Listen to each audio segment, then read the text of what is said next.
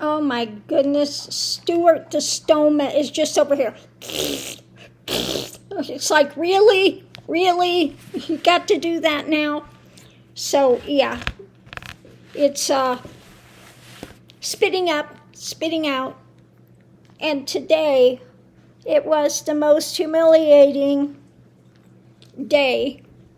I went to my doctors and I was wondering last night, why is this thing hurting so bad?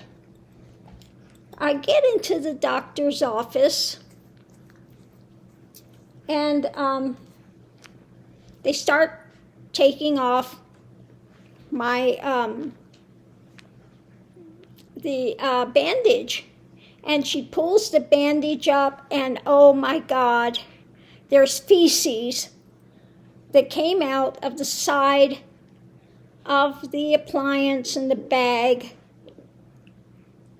all over my stomach area. And I'm just going, oh my God. Now, you couldn't tell it when I went to change it this morning. You didn't see anything because the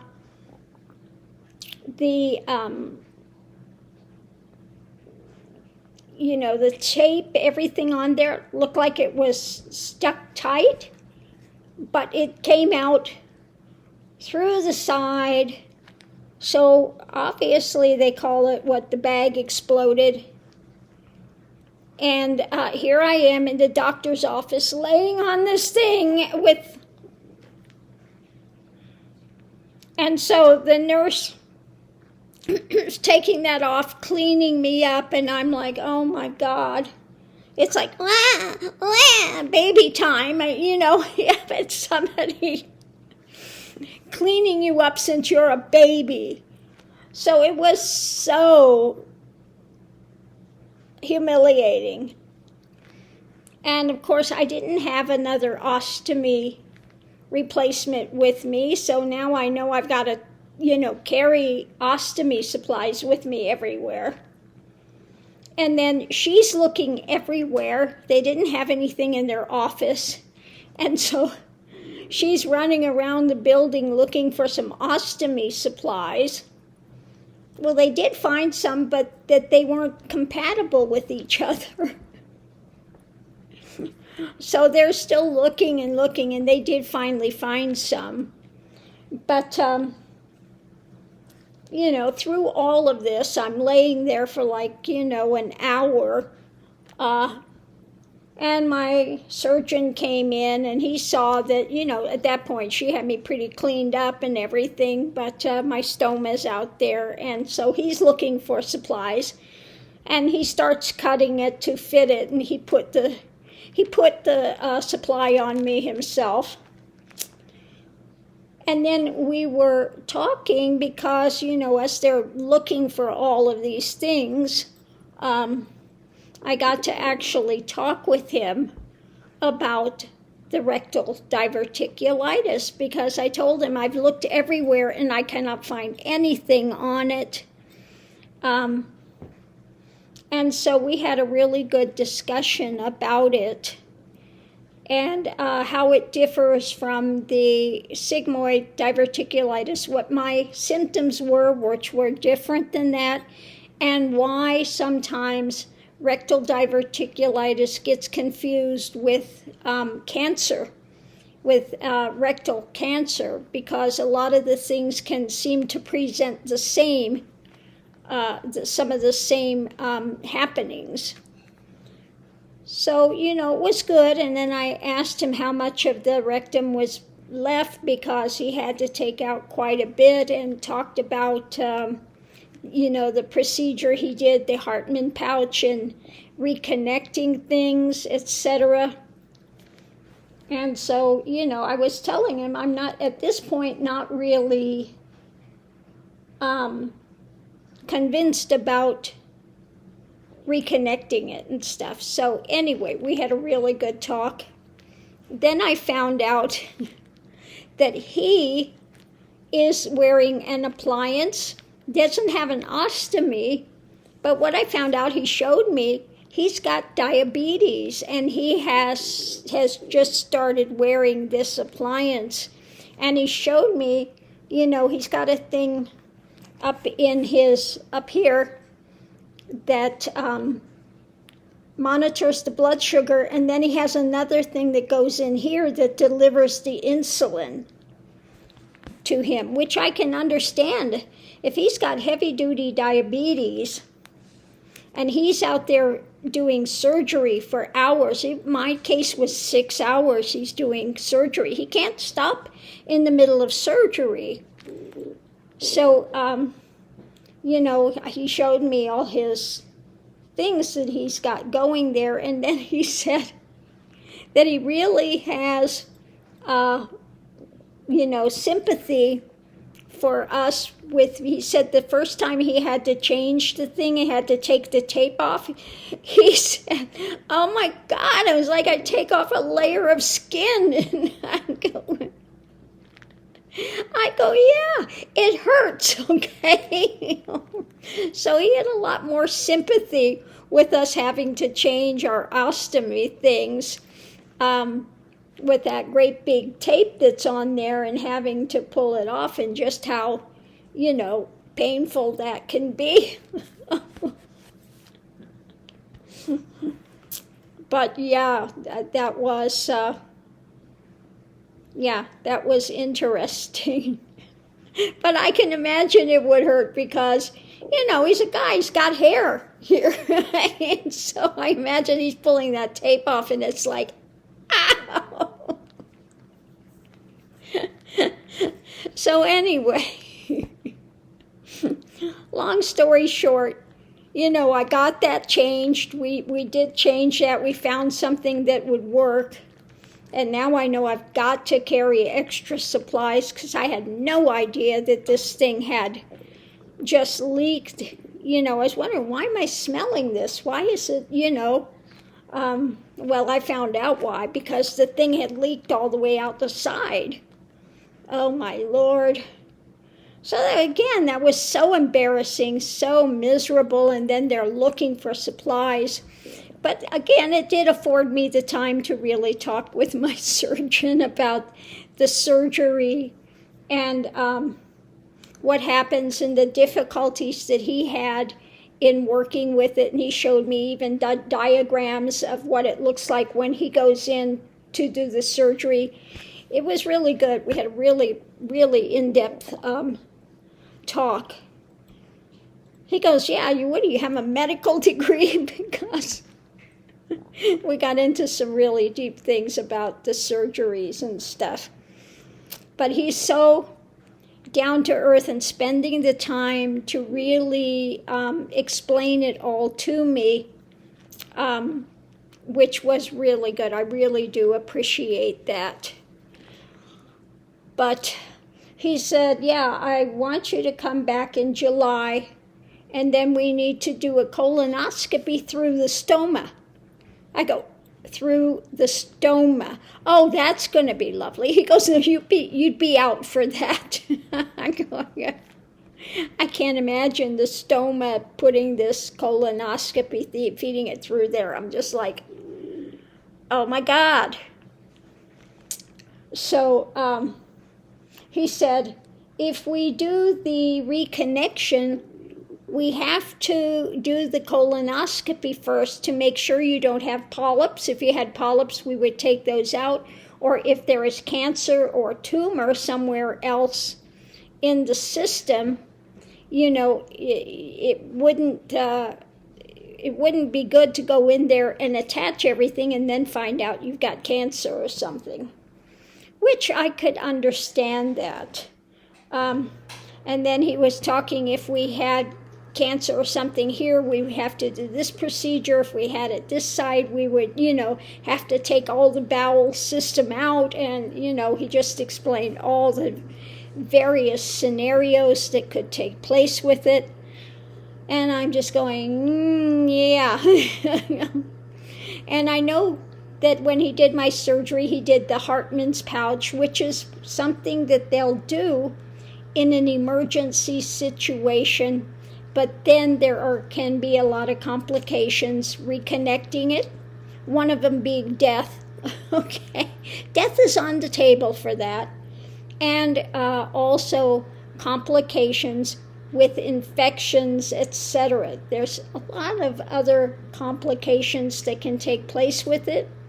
And I know in my situation as well, also you've got these two areas like this that are like sphincter type muscles. Well, one of them, he said when you test it, it was just air would just go through it, and there was no way to fix it. That a lot of the tissues in there were friable, which means that anywhere you touch it, it's bleeding. It's bleeding. Very fragile and bleeding. I lost, 500 millimeter, whatever, whichever it is, of blood. They had to give me a couple things of blood because just everywhere he would work in there, it would start bleeding, okay? So, I'm looking at that as well, that could not be repaired. And then how much of the,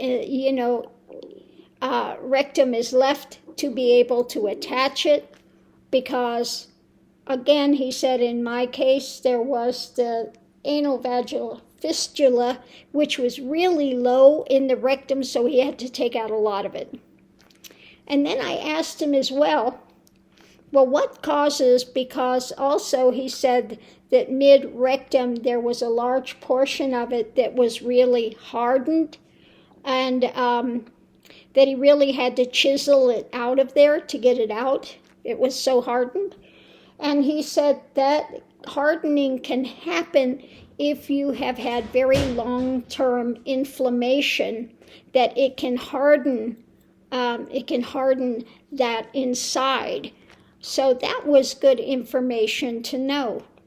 Now, the things with the rectal diverticulitis, the only thing I can find out on it at all is about diverticulum. Not when it's, inflamed and you have to do surgery. It's just if there is diverticulum in the rectum at all. And it said in a rectum, the diverticulum, that when it becomes diverticulitis, the whole thing is a true diverticulitis, whereas if it's sigmoid, you only have 2 layers that are involved. In the rectum, it's all the layers, okay? So it's a perforation that takes place. And that in sigmoid, the diverticulum, you can have many of them that are small. In rectal, you don't have a lot of them.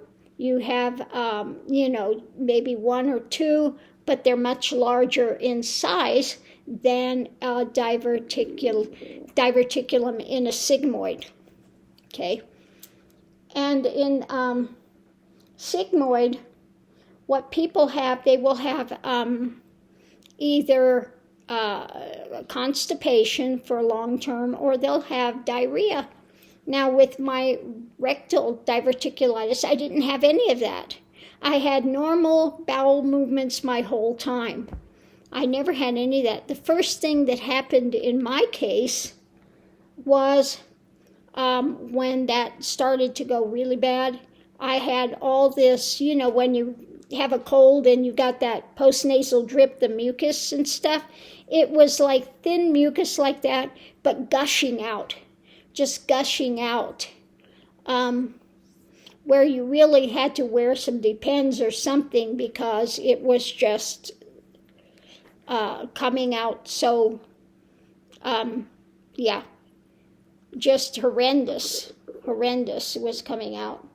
And then you start having the other difficulties of just feeling like you can't eliminate, you can't urinate well, and also that you get that when you go to the toilet, it feels like you're passing glass or razor blades out.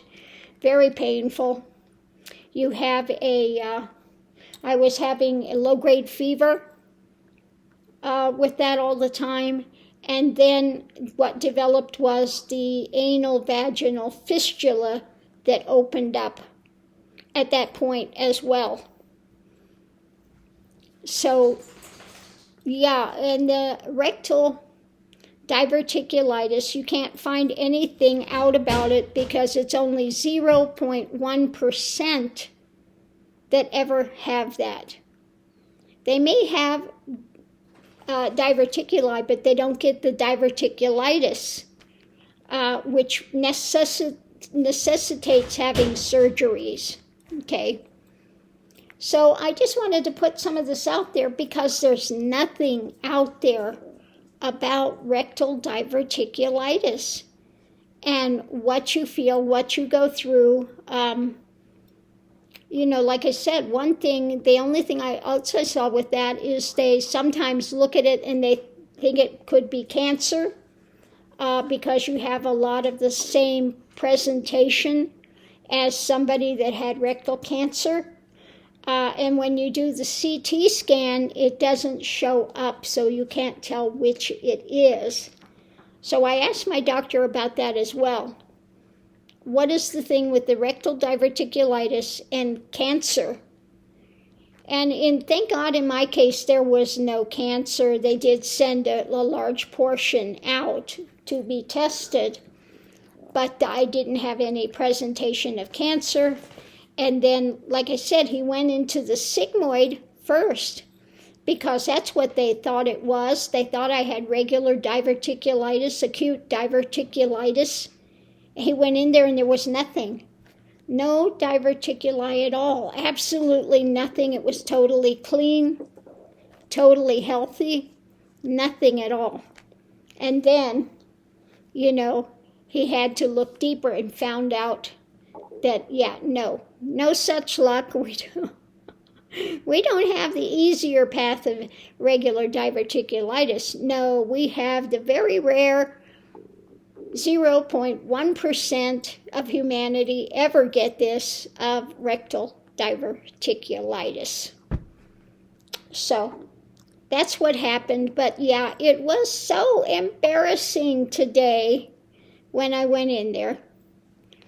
And then we were talking, and to lighten it up, I said people name their stoma. They go, yeah, what did you name it? And I told them, yeah, Stuart. It's Stuart the stoma, and I told them why. And they were laughing because of Stuart and Mad TV, It always goes, look what I can do, look what I can do, And then they had the one that I just saw where the woman has this baby and she takes it over to their house. And the people are looking at the baby throws up a little bit. Oh, look how cute it is. And of course, Stuart just ate a brownie, so what's he doing? Well, I can do it better than the baby. And it looks like feces coming out of his mouth. So yeah, Stuart the stoma. So they had a good laugh with that. They could totally understand Stuart the stoma. So yeah, maybe sometimes in my videos you'll hear, yeah, well, it's a stoma. I can't do anything about it. Yeah. And it can be loud. One of my videos I just had up, you could hear this thing, it's loud sometimes and there's nothing you can do about it. So yeah, unfortunately. So on that note, I'll leave that here, but you could hear it again. It was so embarrassing and just, oh my Lord. But it did give me the opportunity to really talk in depth with my surgeon. He is so good with explaining everything. And I think he kind of enjoyed somebody that understood the medical terms and be able to really go into it and talk about a procedure that's very, very rarely ever seen. So, will you quit? This thing is just growling at me now. So on that note, I'm going to leave this here. Oh my goodness. And I'm still trying to find an appliance that works. Obviously, the one I had on yesterday did not work. Yeah, if you've got feces coming out, it's just like, oh my God, that was horrid. Now, I'd heard of people having something like that, but it was all over their clothing and everything, and thank God that didn't happen. That it was under the bandages, thank goodness. So I was spared at least that much.